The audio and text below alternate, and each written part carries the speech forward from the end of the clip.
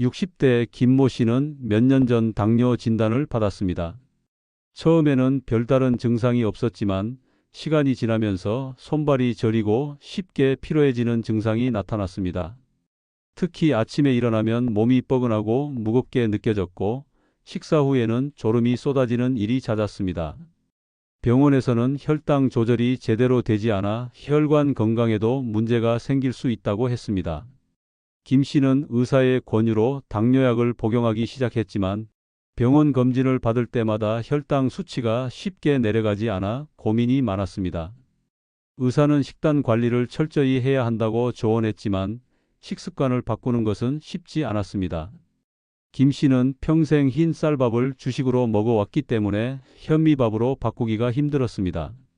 현미는 영양이 풍부하다는 말을 듣고 여러 번 시도했지만 거칠고 퍽퍽한 식감 때문에 오래 씹어야 했고 결국 몇 숟갈 먹고 나면 다시 흰 쌀밥이 생각났습니다. 게다가 속이 더부룩한 느낌이 들면서 소화도 잘 되지 않았습니다. 주변에서 당뇨 환자는 무조건 현미밥을 먹어야 한다는 이야기를 들었지만 김 씨에게는 그 방법이 맞지 않는 것 같았습니다. 그러던 중 우연히 TV 건강 프로그램에서 당뇨 식단에 대한 정보를 접하게 되었습니다. 방송에서는 꼭 현미밥이 아니라도 혈당 조절에 도움이 되는 다른 곡물들이 있다는 내용을 소개했습니다. 특히 귀리, 보리, 수수 같은 곡물이 식이섬유가 풍부하고 혈당을 천천히 올려준다는 설명을 듣고 관심이 생겼습니다. 김 씨는 내가 먹기 편한 곡물부터 시작해보면 어떨까 하는 마음으로 조금씩 식단을 바꿔보기로 했습니다. 우선 흰 쌀밥에 보리를 섞어서 먹어보기로 했습니다. 처음에는 익숙하지 않았지만 현미밥보다 부드럽고 씹는 맛이 좋아서 생각보다 쉽게 적응할 수 있었습니다. 보리는 식이섬유가 많아 혈당을 천천히 올리는데 도움을 주고 포만감도 오래 지속되었습니다. 며칠 후에는 귀리를 추가해서 밥을 지어 보았습니다. 귀리는 식감이 부드러워 김 씨가 먹기에 부담스럽지 않았고 씹을수록 고소한 맛이 났습니다. 이렇게 밥에 다양한 곡물을 섞어 먹으면서도 전처럼 부담 없이 식사를 즐길 수 있었습니다. 식단을 바꾸고 나서 김 씨는 혈당 변화에 더욱 관심을 갖게 되었습니다. 식사 후 혈당이 어떻게 변하는지 직접 확인하고 싶어 혈당계를 구입해 꾸준히 측정해 보기로 했습니다. 처음에는 귀찮았지만 하루 3번 혈당을 체크하면서 자신의 몸이 어떻게 반응하는지 알게 되었습니다. 예전에는 밥을 먹고 한두 시간 후에 혈당이 급격히 오르곤 했지만 곡물을 섞어 먹으면서부터는 혈당이 천천히 상승하는 것을 확인할 수 있었습니다. 특히 아침 식사 후 혈당이 200mgdl까지 치솟던 것이 보리와 귀리를 섞은 밥을 먹고 나서는 150mgdl 아래로 유지되는 변화를 보였습니다. 몇 달이 지나자 김 씨의 몸에도 긍정적인 변화가 생겼습니다. 아침에 일어날 때 몸이 한결 가벼워졌고 식사 후 쏟아지던 졸음도 점점 사라졌습니다. 혈당 수치도 점점 안정되면서 병원에서도 좋은 반응을 보였습니다. 의사는 예전보다 혈당이 천천히 오르고 안정적으로 유지되고 있다며 식단을 꾸준히 유지할 것을 권장했습니다. 김 씨는 그제야 식단 관리가 얼마나 중요한지 실감할 수 있었습니다. 단순히 음식을 가리는 것이 아니라 자신이 지속적으로 실천할 수 있는 방법을 찾는 것이 중요하다는 것을 깨달았습니다.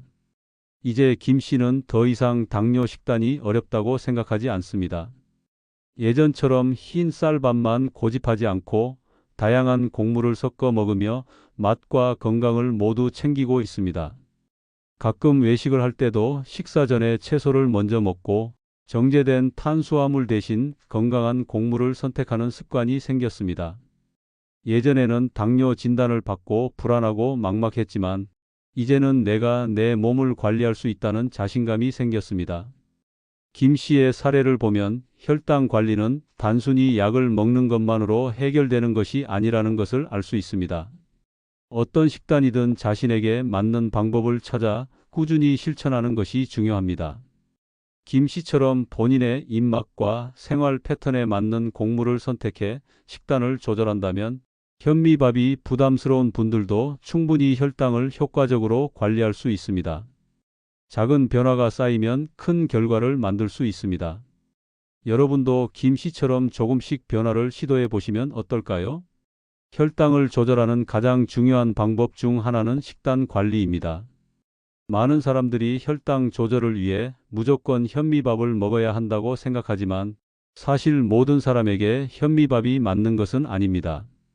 특히 소화 기능이 약한 분들이나 거친 식감을 싫어하는 분들에게는 현미밥이 오히려 부담이 될 수 있습니다. 그렇다고 흰 쌀밥만 먹으면 혈당이 급격히 오를 위험이 있기 때문에 대체할 수 있는 좋은 방법을 찾는 것이 중요합니다. 그런 분들에게 추천하는 것이 바로 귀리, 보리, 수수 같은 통곡물입니다. 이 곡물들은 식이섬유가 풍부해서 혈당이 급격히 오르는 것을 막아줄 뿐만 아니라 장 건강에도 도움을 줍니다. 일반적으로 우리가 먹는 흰쌀은 정제 과정을 거치면서 식이섬유와 영양소가 상당 부분 제거됩니다. 반면 귀리, 보리, 수수 같은 통곡물은 가공이 덜 되어 있어 섬유질이 풍부하고 소화 속도를 천천히 조절해 주기 때문에 혈당이 급격히 오르지 않습니다. 쉽게 말해 우리가 밥을 먹고 난 후 혈당이 빠르게 올라가는 것을 막아주고 오랫동안 포만감을 유지할 수 있도록 도와주는 역할을 합니다. 귀리는 특히 베타글루칸이라는 수용성 식이섬유가 풍부한데 이 성분이 혈당 조절에 매우 효과적입니다. 베타글루칸은 장에서 젤처럼 변하면서 당이 흡수되는 속도를 늦추고 혈당이 천천히 상승하도록 조절해 줍니다. 실제로 귀리를 섞어 먹으면 식사 후 혈당이 급격히 오르는 것을 막을 수 있다는 연구 결과도 있습니다. 뿐만 아니라 귀리는 고소한 맛이 나고 부드러운 식감을 가지고 있어 거친 현미밥을 먹기 어려운 분들에게도 좋은 대안이 될 수 있습니다.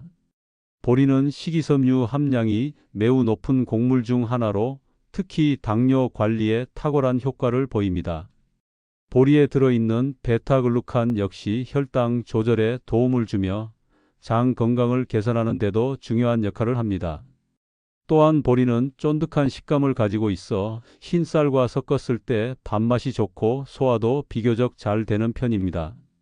실제로 당뇨 환자들을 대상으로 한 연구에서 보리를 포함한 식단을 섭취한 그룹이 그렇지 않은 그룹보다 혈당 수치가 더 안정적으로 유지되었다는 결과가 나오기도 했습니다. 수수 역시 혈당 조절에 좋은 곡물로 폴리페놀과 같은 항산화 물질이 풍부하여 혈관 건강에도 긍정적인 영향을 줍니다. 수수에 포함된 성분들은 인슐린 감수성을 높이고 혈당이 급격히 상승하는 것을 막아주는 역할을 합니다. 또한 수수는 다른 통곡물보다 식감이 부드럽고 특유의 고소한 맛이 있어 밥에 섞어 먹기 좋습니다. 그렇다면 이러한 통곡물을 어떻게 식단에 적용하는 것이 좋을까요? 가장 쉬운 방법은 흰쌀과 통곡물을 적절한 비율로 섞어 먹는 것입니다. 처음부터 100% 현미밥이나 통곡물밥으로 바꾸면 거부감이 들 수 있기 때문에 10에서 20% 정도부터 시작해 점차 비율을 늘려가는 것이 좋습니다. 예를 들어 흰쌀 80%에 보리 20%를 섞어 밥을 짓고 익숙해지면 귀리나 수수를 추가하는 방식으로 변화를 주면 부담 없이 먹을 수 있습니다. 밥 외에도 다양한 방식으로 통곡물을 섭취할 수 있습니다. 예를 들어 귀리를 가볍게 볶아 우유나 두유에 넣어 먹으면 아침 식사 대용으로 좋고 보리는 차로 끓여 마셔도 혈당 조절에 도움이 됩니다. 또한 통곡물 가루를 이용해 팬케이크나 죽을 만들어 먹으면 색다른 방법으로 즐길 수도 있습니다. 중요한 것은 무조건 하나의 방법만 고집하는 것이 아니라 자신의 입맛과 생활 방식에 맞는 방법을 찾는 것입니다. 김 씨의 경우처럼 혈당 조절이 어렵다고 느껴질 때는 한꺼번에 식단을 바꾸려고 하기보다는 천천히 변화를 주는 것이 중요합니다. 처음에는 흰 쌀밥에 보리를 조금 섞어 먹다가 점차 귀리와 수수를 추가하며 다양한 조합을 시도해 보는 것이 좋습니다. 이렇게 하면 부담 없이 건강한 식단을 유지할 수 있고 혈당 조절도 자연스럽게 이루어질 수 있습니다. 식단 관리에서 또 한 가지 중요한 점은 음식의 조리 방법입니다. 같은 곡물이라도 어떻게 조리하느냐에 따라 혈당 상승 속도가 달라질 수 있습니다. 예를 들어 너무 오래 끓이거나 부드럽게 만든 음식은 소화가 빠르게 되면서 혈당을 빠르게 올릴 수 있습니다. 반면 통곡물을 씹어 먹는 형태로 섭취하면 혈당이 천천히 상승하는 데 도움을 줄 수 있습니다. 따라서 밥을 지을 때는 곡물을 적절히 섞고 너무 무르게 만들지 않는 것이 좋습니다. 또한 혈당 조절을 위해서는 곡물뿐만 아니라 반찬의 구성도 신경 써야 합니다.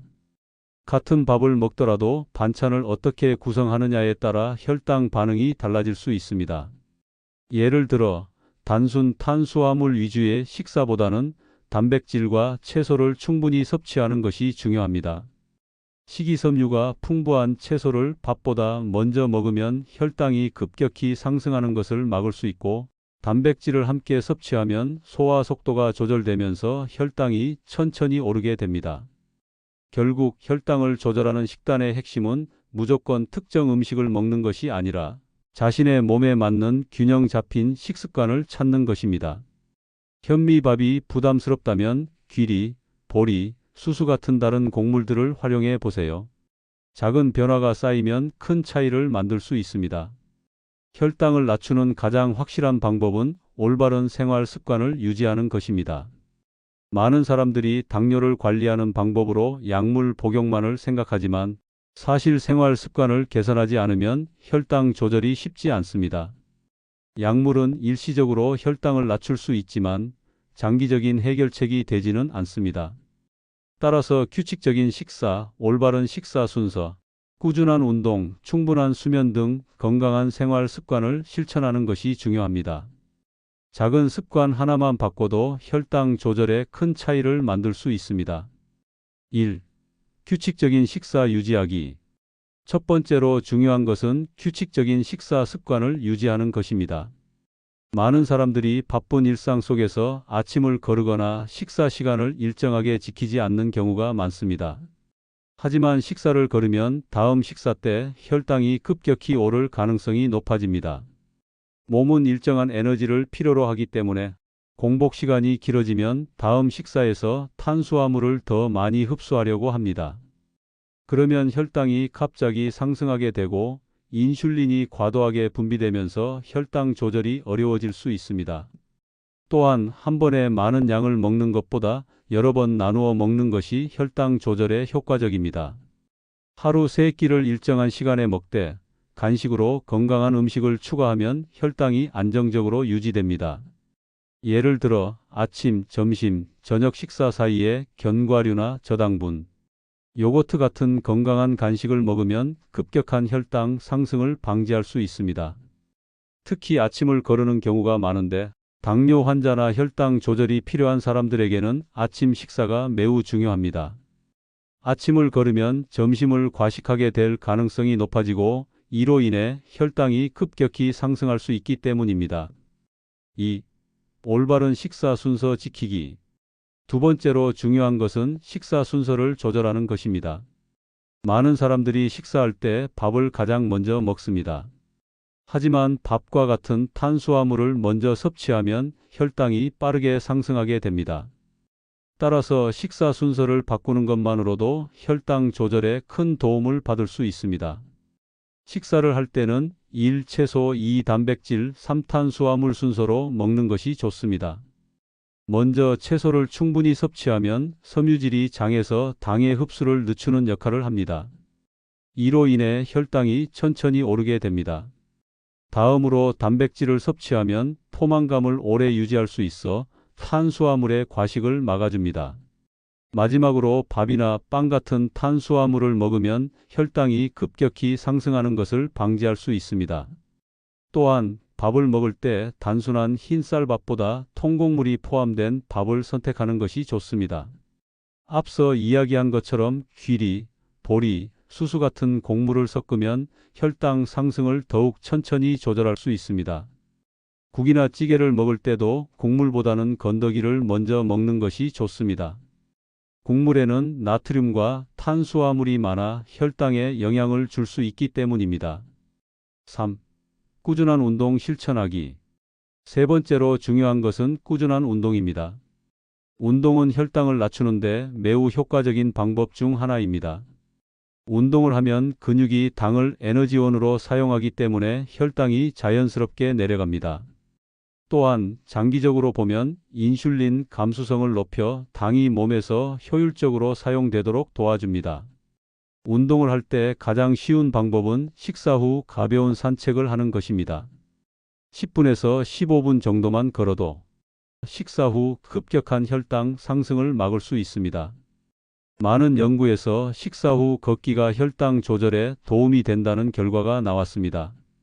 또한 단순히 걷기만 해도 신진대사가 활발해지고 체중 관리에도 도움이 됩니다.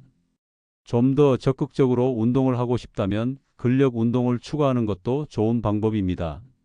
근력 운동을 하면 근육량이 증가하면서 혈당을 더 효과적으로 조절할 수 있습니다. 근육은 혈당을 저장하고 사용하는 중요한 역할을 하기 때문에 근육량이 많을수록 혈당이 안정적으로 유지됩니다. 무거운 운동이 아니더라도 스쿼트, 팔굽혀펴기, 가벼운 덤벨, 운동 등을 꾸준히 하면 혈당 관리에 큰 도움이 될 수 있습니다. 4. 충분한 수면과 스트레스 관리. 마지막으로 중요한 것은 충분한 수면과 스트레스 관리입니다. 수면 부족은 혈당 조절에 매우 부정적인 영향을 줍니다.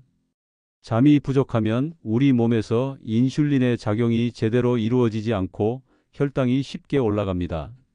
또한 수면이 부족하면 스트레스 호르몬인 코르티솔이 증가하면서 혈당 조절이 더 어려워집니다.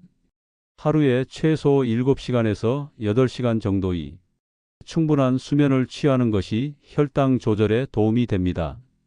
잠을 잘 자기 위해서는 일정한 시간에 자고 일어나는 습관을 들이는 것이 중요합니다.